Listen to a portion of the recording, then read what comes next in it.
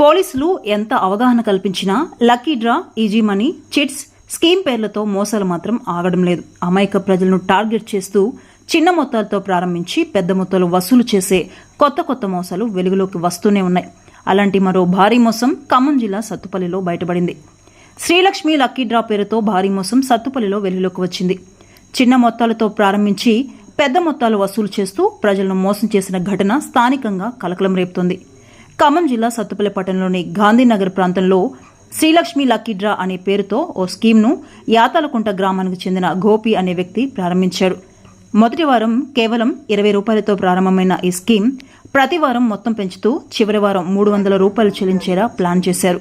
ఈ స్కీమ్లో ఫ్యాన్లు, కుక్కర్లు, కూలర్లు లాంటివి పెట్టి ప్రజల్ని ఆకర్షించారు. దీంతో తక్కువ మొత్తంలోనే ఓ వస్తువు వస్తుందనే ఆశతో వందల సంఖ్యలో సభ్యులు వారం డబ్బులు కడుతూ వచ్చారు.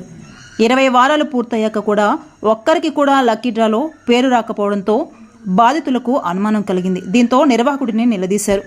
సరైన సమాధానం చెప్పలేక అక్కడి నుంచి తప్పించుకునే ప్రయత్నం చేసిన నిర్వాహకుడికి బాధితులు అడ్డుకున్నారు. ఈ క్రమంలో స్థానిక పెద్ద మనుషుల సమక్షంలో బాధిత సభ్యుల నుంచి కట్టించుకున్న సొమ్మును 3 విడతల్లో తిరిగి చెల్లించేలా నిర్వాహకుడు ఒప్పుకోవడంతో వివాదం సద్దుమణిగింది.